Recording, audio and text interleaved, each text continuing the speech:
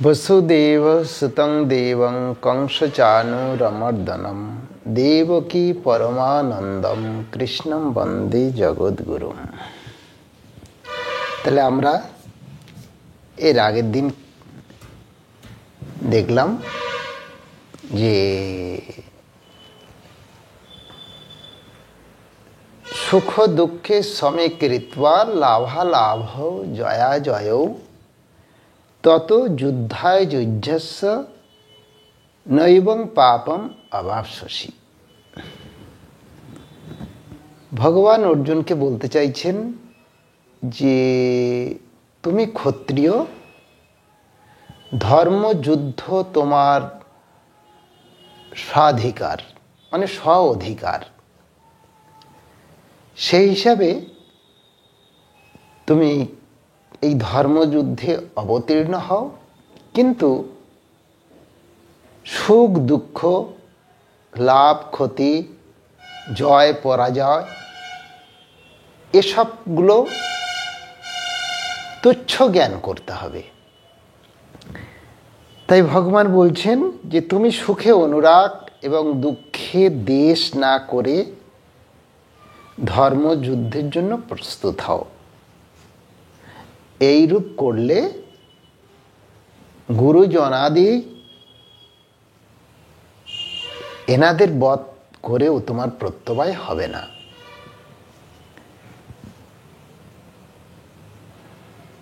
যখনই আপনি উত্তেজনার বশে মহৎ কিছু কাজ করতে যাবেন, সেখানটায় কিন্তু সফল হবেন না। তাহলে কিভাবে সফল হওয়া যাবে? স্থির ধীর অবিচলিত কর্ম প্রচেষ্টায় মহৎ কাজ সফল কাম হয়। আমাদের চিত্ত যদি স্থির ধীর এবং বিচলিত না হয়, তাহলে যে কোনো কাজে আমরা সাফল্য লাভ করতে পারব। কিন্তু যে মুহূর্তে আমাদের মনটা চঞ্চল হয়ে উঠবে, অস্থির হয়ে উঠব, সেই মুহূর্তে আমাদের কোনো কাজের পারফেকশন আসবে না এবং প্রত্যেকটা কাজের ক্ষেত্রে ভুল হবে। আপনারা নিজেদের জীবন এবং জগতের মানুষের জীবনের দিকে তাকিয়ে দেখুন, যারাই অস্থির তাদের জীবনে কোনোদিন সাফল্য আসেনি। রাজনীতির দিকে দেখুন, সেখানে হইচই মারামারি সব কিছুই, কিন্তু সেটা সাময়িকভাবে থাকছে, আবার কর্পূরের মতো উড়ে যাচ্ছে। একজন ধর্মবীর দেখুন, একজন মহান কর্মবীরকে দেখুন, সেখানে দৃঢ় প্রত্যয় থাকে, শান্ত অবিচলিত হৃদয় নিয়ে সমস্ত কাজ করছে। সমস্যা আসে, প্রত্যেকের জীবনে সমস্যা আসবে, কিন্তু তারা অবিচলিত থাকে, কখনো বিচলিত হয় না। যখনই আপনি শান্ত ধীর স্থির থাকবেন, আপনার যত সমস্যা আসুক না কেন আপনি ওভারকাম করতে পারবেন এবং তার সমাধানও হবে। যে সকল নরনারী শান্ত এবং অবিচলিত মনে কাজ করে, তারাই ভালো কাজ করতে পারে। কিন্তু যেসব নরনারী অস্থির চিত্ত হয়ে, বিচলিত হয়ে, চঞ্চল হয়ে যখন কোনো কাজ করতে থাকে, সেখানটায় কাজে ভুল ত্রুটি আসবেই আসবে। ডক্টর রাধাকৃষ্ণন, সর্বপল্লী রাধাকৃষ্ণন আমরা জানি, তিনি বলছেন তাঁর একটা ভাষণে যে এ যুগের নরনারীরা ঈশ্বরে বিশ্বাস করে না। বিশ্বাস করে কোথায়? না ভালো কাজ করে যাওয়াটা, তার উপরে। এটাই হচ্ছে তাদের বিশ্বাস। ফলে কি হচ্ছে? তারা প্রচণ্ড ব্যস্ততার মধ্যে থাকছে, তার সঙ্গে উত্তেজনা, হইচই অথচ কাজের বেলায় অতি অল্প। তারা কখনো বেশি কাজ করতে পারে না, তাদের কাজের কোনো পারফেকশন আসে না, স্বয়ং সম্পূর্ণ হয় না, ভালো কাজ করতে পারবে না। কিন্তু যাদের হৃদয় অবিচলিত, যারা স্থির চিত্ত হয়ে ধীর স্থির মন নিয়ে কাজ করে, সেখানটায় কাজ খুব ভালোভাবেই করে। সমাজে বেশিরভাগ দেখা যায় যে চঞ্চল হৃদয় প্রত্যেকটা কাজে ফেলিওর হয়ে যাচ্ছে। শান্ত হয়ে নীরবে একাগ্রভাবে কাজ করাই হলো প্রকৃত কাজ। তাহলে আমরা যখন কাজ করব, তাহলে আমাদের কেমন থাকতে হবে? শান্ত, ধীর এবং একাগ্রচিত্ত হয়ে। ফর এক্সাম্পল, একটা জলাশয় আছে, স্থির জল, সেখানে আমি একটা ঢিল ছুঁড়ে দিলাম, সঙ্গে সঙ্গে কি হলো না, তরঙ্গায়িত হতে থাকলো জলটা। যখন তরঙ্গায়িত হতে থাকছে, একটার পর একটা ঢেউ যখন আসতে লাগলো, নিজের প্রতিবিম্বটা পরিষ্কার সেখানটায় দেখা যাবে না। অথচ ঢিল ছোড়ার পূর্বে আমি আমার প্রতিবিম্বটা পরিষ্কার দেখতে পাচ্ছিলাম। তদ্রূপভাবে আমাদের চিত্ত যখন বিক্ষিপ্ত থাকে, সেখানে যখন অস্থির থাকে, চিত্তে যখন একটার পর একটা তরঙ্গ উত্থিত হয়, তখন সেখানটায় কোনো কাজ সঠিকভাবে হয় না। একইভাবে আমাদের চিত্ত যখন স্থির লাভ করে, তখন সেখানে প্রত্যেকটা কাজ আমরা সুষ্ঠুভাবে সম্পন্ন করে থাকি। ফলে অস্থির চিত্ত হয়ে যদি জগতে বিচরণ করা যায়, তাহলে জগৎ থেকে যে কোনো মুহূর্তে ছিটকে যেতে হবে। জীবন এবং কর্ম প্রায় মনকে বিপর্যস্ত করে তোলে। তাই মনকে সঠিক পথে পরিচালিত করতে হলে ধীর স্থির থাকতে হবে। এটাই হচ্ছে যোগ। স্বামীজি এটাই যোগ বলে অভিহিত করেছেন। এই সুন্দর সমাধানের পথ, যোগের রাস্তা স্বামীজির পূর্বে কেউ করেছিলেন বলে মনে হয় না।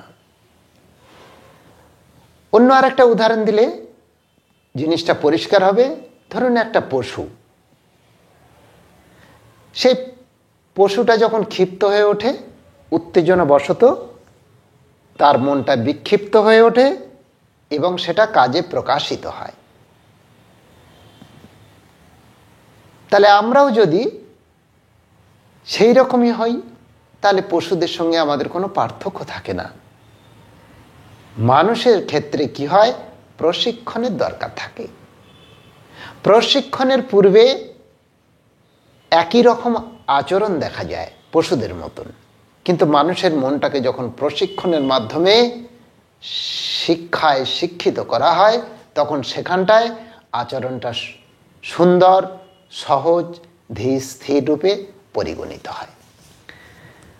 আগম এবং নিগমের মাঝে বিরতিটুকু দাও,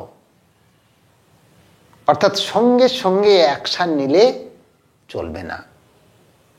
মনে করুন কেউ আপনাকে কটূক্তি করেছে, আপনি যদি সঙ্গে সঙ্গে তার অ্যান্সারটা দিয়ে থাকেন, তাহলে কিন্তু পশুদের সঙ্গে কোনো পার্থক্য নেই। কারণ ঈশ্বর আপনাকে সেই মন দিয়েছেন, বুদ্ধি দিয়েছেন, চিন্তা করার শক্তি দিয়েছেন। রাজা মহারাজ বলছেন যে যখন কেউ তোমাকে একটা চিঠি লিখবে এবং সেই চিঠির এগেনস্টে তুমি যখন তাকে কড়া কথায় চিঠি লিখতে যাবে, সঙ্গে সঙ্গে লিখবে না। সেই চিঠিটা বালিশের নিচে কিছুদিন রেখে দাও। 2-4 দিন পরে দেখা যাবে তুমি যে মন নিয়ে সেই দিন যা কড়া ভাষায় তুমি বলতে চেয়েছিলে, এই 3-4 দিনের পরে সেই ভাষাটা তুমি আর লিখছো না, সুন্দর একটা ভাষায় লিখে যাচ্ছ। সেইভাবে আমাদের চিন্তা ভাবনা করে চলতে হবে। আমি যদি অমনি কটূক্তি করে থাকি তাহলে সেটা সুন্দর দেখায় না মনুষ্য জীবনে। যদি বলি যে ক্রিয়া ও প্রতিক্রিয়া সমান ও বিপরীত, নিউটনের থার্ড ল আমরা জানি, প্রত্যেকটা বস্তুর কি হচ্ছে, ক্রিয়া প্রতিক্রিয়া আছে। আমি একটা বল ছুড়লাম, সেই বলটা ওয়ালে যখন ছুড়বো, ওয়াল থেকে সঙ্গে সঙ্গে আমার দিকে রিটার্ন আসবে। প্রত্যেকটা ক্রিয়ার বিপরীত প্রতিক্রিয়া আছে, নিউটনের থার্ড ল। কিন্তু সেটা যন্ত্রের জন্য, যান্ত্রিক ব্যবস্থা। কিন্তু আমাদের এটা মন, এখানটায় ওটা করাটা সঠিক সিদ্ধান্ত হবে বলে মনে হয় না, উচিত নয়। তাহলে তো আমরা যন্ত্রের মতো হয়ে গেলাম। তখনই তোমার মধ্যে মনুষ্যত্ব লাভের সূচনা হবে যখন তুমি চিন্তা ভাবনা করে চলবে, কিন্তু কাজটি নিজেকে করতে হবে। ইংরাজিতে একটা প্রবাদ আছে কি, যে তুমি ঘোড়াকে জল খাওয়ার জন্য জলাশয়ের কাছে নিয়ে যাবে, কিন্তু জল খাবার দায়িত্ব ঘোড়াটির, তোমার নয়। এটা ইংরাজির একটা প্রবাদে। কারণ জল খাবার কাজটা ঘোড়াকে করতে হবে। তাই বেদান্ত বলছেন যে আপনার চরিত্র ও আপনার জীবন গড়ে তোলার কাজ আপনার, এটা আপনার অধিকার, নিজস্ব অধিকার। বর্তমানে ছেলেদের কি শেখানো হচ্ছে? বর্তমান সমাজের দিকে আপনারা দেখুন, অধিকাংশ ছেলেকে শেখানো হচ্ছে যদি স্ফূর্তির ব্যবস্থা থাকে, আনন্দ, হইচই, নানান রকমের বিলাসিতা, এগুলো যদি ব্যবস্থা থাকে এবং প্রাপ্তি যোগ থাকে, তবে তুমি এগিয়ে যাও। বর্তমানে প্রত্যেকটা ছেলেকে শেখানো হচ্ছে। আর উদ্যোগ যদি ব্যক্তিগত লাভের অবকাশ থাকে তবেই নেবে। বলা হচ্ছে কি, যদি তোমার ব্যক্তিগত লাভ যদি সেখানে থাকে তাহলে পা বাড়াও, কিন্তু যদি জাতীয় স্বার্থ জড়িয়ে থাকে তাহলে কিছু করার দরকার নেই, চুপ করে থাকো। ওই শিক্ষাই আমরা ছেলেদের দিচ্ছি। বর্তমানে সমাজের দিকে তাকালে, বর্তমানে সমাজের কার্যকলাপের দিকে তাকালে এটা পরিষ্কার বোঝা যায়। ফলে তাদের চরিত্রসমূহ হানি সাধিত হচ্ছে, সঠিকভাবে চরিত্র গঠন হচ্ছে না। কারণ সঠিকভাবে চরিত্র তখন গঠন হবে যখন সে স্বার্থশূন্য হবে, যখন শত শত মানুষের জন্য তার প্রাণ কাঁদবে, যখন আর্ত, নিপীড়িত, দরিদ্র, অন্ধ, খঞ্জ এইসব মানুষের জন্য প্রাণ কাঁদবে। সেই চরিত্র বলবান হবে যখন দেশের জন্য, দশের জন্য জীবনটা উৎসর্গ করবে। কিন্তু বর্তমানে সেই শিক্ষা কি দেওয়া হচ্ছে? যখন সেই শিক্ষা সমস্ত সন্তানদের, সমস্ত ছেলেদের দেওয়া হবে, তখনই নিজের পরিবার, সমাজ এবং জগৎটাই পাল্টে যাবে। তাড়াহুড়োতে কোনো কাজ সফল হয় না। যারা কেবল লাফালাফি আর চেঁচামেচি করে তারা মোটেই দক্ষ কর্মী নয়। তারা আপনাদের দেখাতে চাইছে যে তারা ভীষণ কর্মী, প্রচণ্ড কাজের মধ্যে থাকছে, কিন্তু অ্যাকচুয়ালি তাদের কর্মক্ষমতা অনেক কম। ধীর স্থির ব্যক্তি সব থেকে বেশি কর্ম করতে পারে। একটু আবেগের ফুটফুটানি দক্ষতা নয়, সেটা অল্পক্ষণের মধ্যে বিলীন হয়ে যায়। মুক্ত জীবনের জন্য অন্তরে এক স্থিতিশীল পরিবেশের প্রয়োজন। একটা উদাহরণ দেখুন, যদি আপনি অটোতে যান, ঘন্টায় 12 মাইল বা 14 মাইল, কিন্তু অটোর আওয়াজটা কতখানি। যখন একটা মোটর বাইকে যাবেন, ঘন্টায় 70 কিলোমিটার, অটো রিক্সার থেকে মোটর সাইকেলের আওয়াজটা অনেক কম হবে, কিন্তু 70 কিলোমিটার। যদি একটা প্রাইভেট কারে যান, সেখানটা আওয়াজ আরও কম, সেখানটা 110 কিলোমিটার প্রত্যেকটা ঘন্টায় যাচ্ছে। তাহলে যত গতি হচ্ছে, যত ধীর স্থির, কোনো শব্দ নেই, অথচ গতিবেগ কতখানি। একইভাবে মনুষ্য জীবনে ধীর স্থির শান্ত চিত্ত ব্যক্তি সব থেকে বেশি কর্মের মধ্যে থাকতে পারে।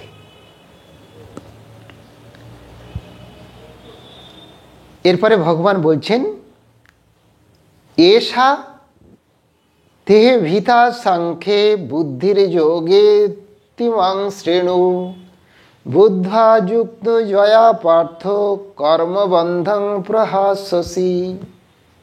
এষা এই, তে মানে তু, অভিহিতা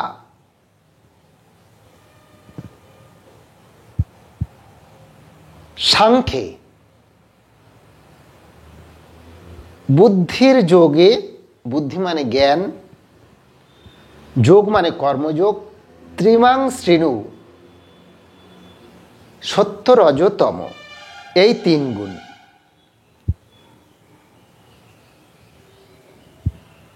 বুদ্ধা যুক্ত জয়া পার্থ কর্মবন্ধং প্রহাস্যসি। বলা হচ্ছে যে হে পার্থ, সাক্ষাৎ শোক মহাদি সংসার হেতু নাশক এই জ্ঞানযোগ, অর্থাৎ সাংখ্য নামক তত্ত্বজ্ঞানের উপদেশ তোমাকে দেওয়া হলো। এখন কর্মযোগের কথা কিছু বলা হচ্ছে, সেটা শ্রবণ করো। বুদ্ধা যুক্ত জয়া পার্থ কর্মবন্ধং প্রহাস্যসি। নিষ্কাম কর্মযোগ বিষয়ক এই জ্ঞান লাভ করলে তুমি ধর্মাধর্মরূপ কর্মের বন্ধন থেকে মুক্ত হবে। তাহলে নিষ্কাম কর্ম, আমরা যদি সকাম কর্ম করি, তাহলে সেক্ষেত্রে কর্মের মধ্যে আমাদের বন্ধন আসবে। পূর্বে যে কর্মকাণ্ড ছিল, সেই কর্মকাণ্ডে রাজা তারা বিভিন্ন যজ্ঞ করতেন। সেই যজ্ঞে ফল পাবার জন্য যখনই কোনো কাজের পিছনে চাওয়া পাওয়া থাকবে, স্বার্থ থাকবে, তখনই কর্মবন্ধনের মধ্যে আবদ্ধ হয়ে যেতে হবে। তা ভগবান অর্জুনকে বলছেন, তুমি ধর্ম অধর্ম এগুলো উপেক্ষা করে ত্রিমাংসিনু সত্য রজ তম এই 3 গুণের পারে গিয়ে যখন কর্ম করবে, সেখানটায় তোমার কর্মবন্ধন ছিন্ন হবে। তোমাকে কোনো কর্ম বন্ধনের সৃষ্টি করাবে না।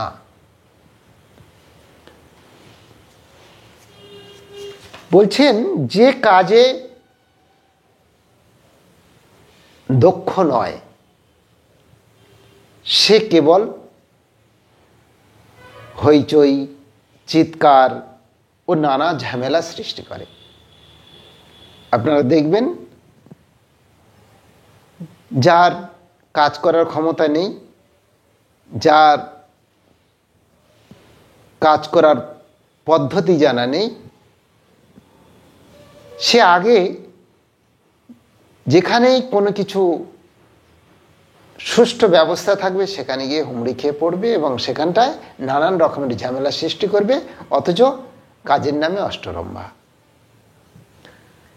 অন্তরের শক্তি অর্জন করতে পারলে মানুষ শান্ত, ধীর এবং অন্যের তুলনায় অনেক বেশি কাজ করতে পারে। তাই জীবন যুদ্ধে ভগবান অর্জুনকে উদ্দেশ্য করে গীতার মাধ্যম দিয়ে বলছেন যে ওটা কুরুক্ষেত্রের যুদ্ধ, কিন্তু এটা জীবন যুদ্ধে প্রবেশের সময় শান্ত ও সাম্যভাব মনে বজায় রাখতে হবে, তবে তুমি মহৎ ফল লাভে সক্ষম হবে।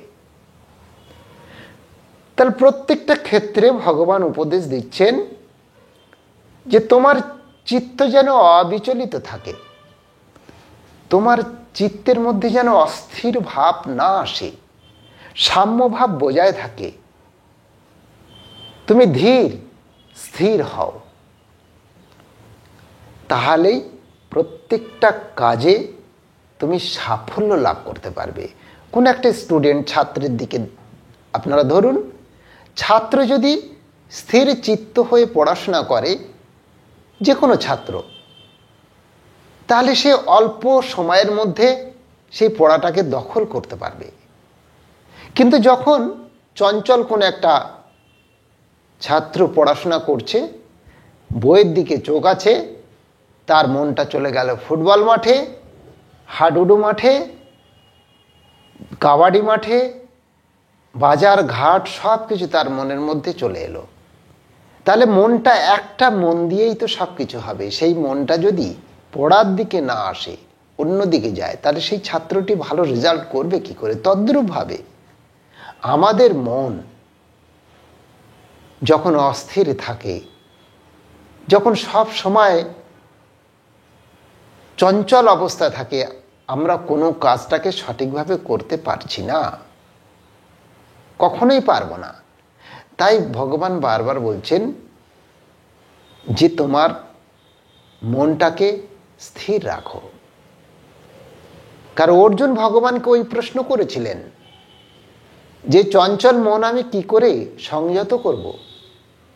ঠিক বায়ু যেমন একটা জায়গায় আবদ্ধ থাকে না, এই চঞ্চল মন সেইভাবেই থাকছে। তাহলে আমি কি করে এই চঞ্চল মনটাকে স্থির, শান্ত, ধীর করব? তার রাস্তা আপনি আমাকে দেখিয়ে দিন। তা ভগবান অর্জুনকে সেই রাস্তা একটার পর একটা দেখাচ্ছেন।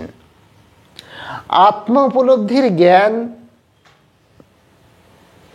দিয়েছি, এবার যোগের তত্ত্ব তোমাকে শোনাবো অর্জুন, তুমি ভালো করে শোনো।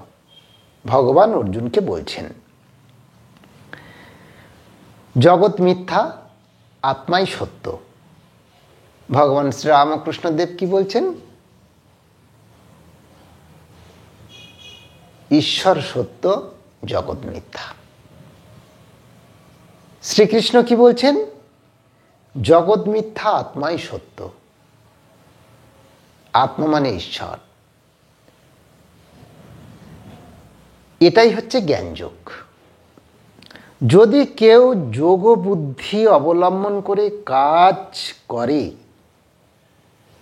তবে তার কোনো বন্ধনই হবে না। যোগ বুদ্ধি, তাহলে কেমন কাজ? না, সেই কাজটা হচ্ছে কর্মেণ্যবাধিকারস্তে মা ফলেষু কদাচন। কর্ম করো, কিন্তু তার ফল চেও না। যখনই আমি ফল চাইতে যাব, কর্মের পিছনে আমার আশা আকাঙ্ক্ষা থাকবে, তখনই কিন্তু আমি কর্মবন্ধনের মধ্যে পড়ে যাব। অধিকাংশ লোক কর্ম ত্যাগ করতে পারে না, কাজেই তারা বন্ধনের ভাগী হয়ে ওঠে। এই কর্ম থাকবে কিন্তু বন্ধন থাকবে না।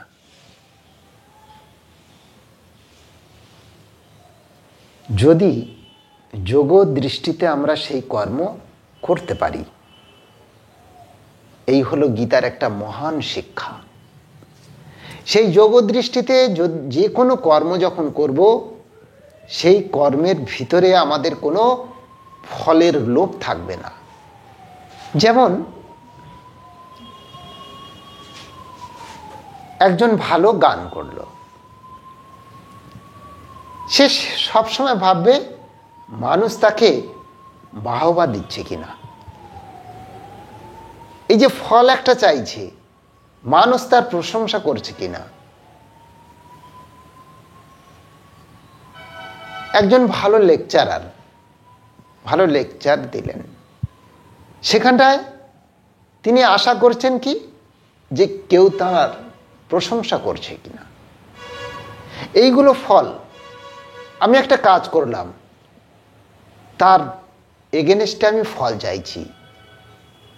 মঠ মন্দিরে গেলাম, ভগবানের সামনে দাঁড়িয়ে বললাম, প্রভু আপনি কৃপা করে আমার দিকে একটু লক্ষ্য করুন, আমার সন্তানের যেন চাকরি হয়, আমি যেন সুস্থভাবে জীবনযাপন করে বাঁচতে পারি, আমার যেন অর্থবিত্ত লাভ হয়, গাড়ি বাড়ি হয়। এগুলো হচ্ছে ফলাকাঙ্ক্ষা। এগুলো যত মনের মধ্যে দানা বাঁধবে, তত আমরা কর্মবন্ধনের মধ্যে পড়ে যাব। একটার পর একটা গিট আমাদের বাঁধতে থাকবে। যত গিট আমাদের মনের মধ্যে জমা হবে, ততই আমাদের দুঃখ কষ্ট জ্বালা যন্ত্রণা বাড়তে থাকবে। যখনই আমরা কোনো ফল না চাইব, আশা আকাঙ্ক্ষা না থাকবে, ভিতরে যে গিটগুলো ছিল সেগুলো খুলতে থাকবে।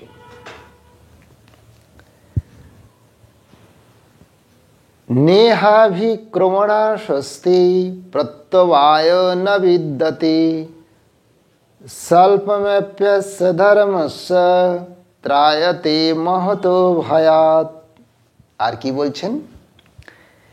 ন ইহ অভিক্রমণাশ অস্তি। ইহ মানে ইহাতে, ইহাতে মানে কি? নিষ্কাম কর্মযোগী। অভিক্রমণাশ আরব্ধ কর্মের নিষ্ফলতা। না অস্তি নাই। প্রত্যবায় চ, প্রত্যবায় মানে পাপ, ন বিদ্যতে হয় না। যখনই কোনো কর্মের ফল আমি চাইব না, সেখানটায় আমার কোনো পাপ বলে কিছু আসছে না। স্বল্পমেপ্যস্য ধর্মস্য ত্রায়তে মহত ভয়াৎ। ভয়াৎ স্বল্পম অতি অল্প, অপি অশ্ব স্বল্পমেপ্যস্য। অপি অশ্ব মানে এই মানে কোনটা? এই কর্মযোগ। অপি মানে অতি অল্প মাত্রাও, ধর্মস্য ধর্মের, ত্রায়তে মহত ভয়াৎ সেই ভয় থেকে আমরা উদ্ধার পাব। যদি আমাদের জীবনে অল্প পরিমাণেও ধর্মকর্ম আমরা করতে পারি, তাহলে আমরা মহৎ পাপ থেকে কিছুটা রেহাই পাব।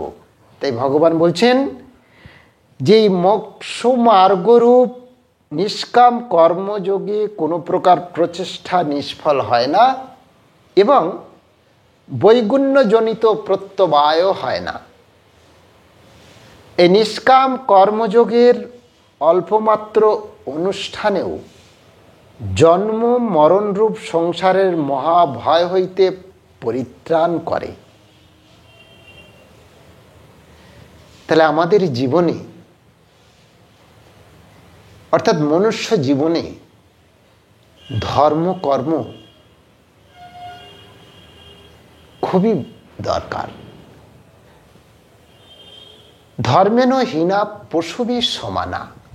শাস্ত্রকার বলছেন যে কোনো মানুষের জীবনে যদি ধর্ম না থাকে তাহলে সেখানে অধর্ম জমাট বাঁধবে।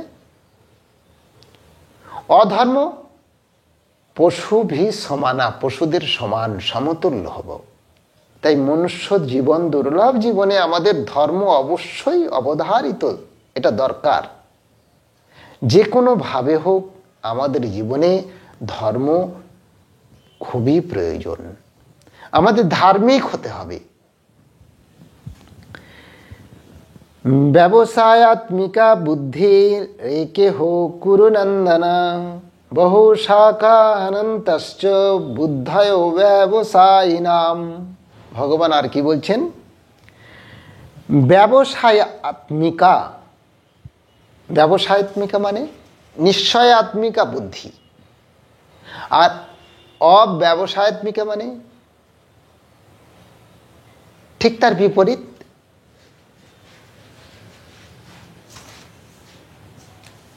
বুদ্ধি মানে জ্ঞান, একনিষ্ঠ হয় হি যেহেতু অব্যবসায়িনাং অস্থির চিত্ত। কুরুনন্দন, হে কুরুনন্দন, বহু শাখা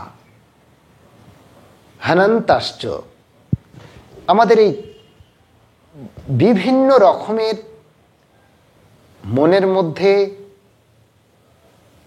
অস্থির চিত্ত মন নানান দিকে জড়িয়ে পড়ে। মনটা কখন চঞ্চল হয়? যখন একটা মন ঠিক শস্যের বীজের মতো, শস্যের বীজকে যখন ছড়িয়ে দেওয়া যায় বিভিন্ন দিকে ছড়িয়ে পড়ে, সেটাই হচ্ছে অব্যবসায়ী নাম। বলছেন হে অর্জুন, এই নিষ্কাম কর্মযোগে নিশ্চয় আত্মিকা বুদ্ধি একনিষ্ঠ হয়। অস্থির চিত্ত সকাম ব্যক্তিগণের বুদ্ধি বহু শাখা বিশিষ্ট ও বহুমুখী হয়।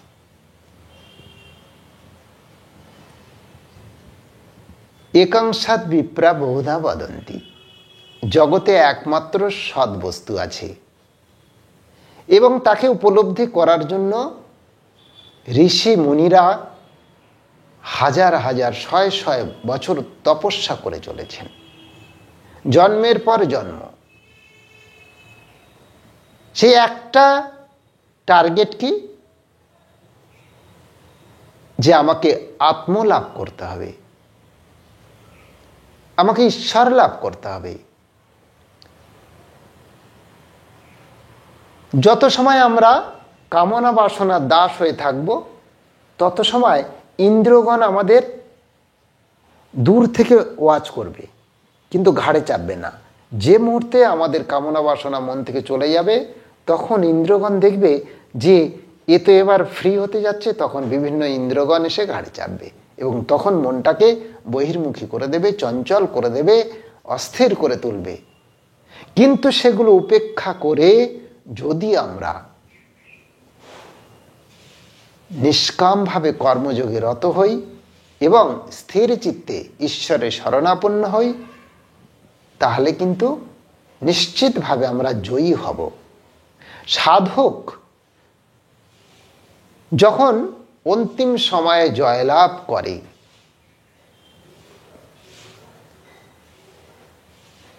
সাধক লাস্ট পর্যন্ত যদি তার সাধনা চালিয়ে যান তাহলে সাফল্য তার আসবেই আসবে।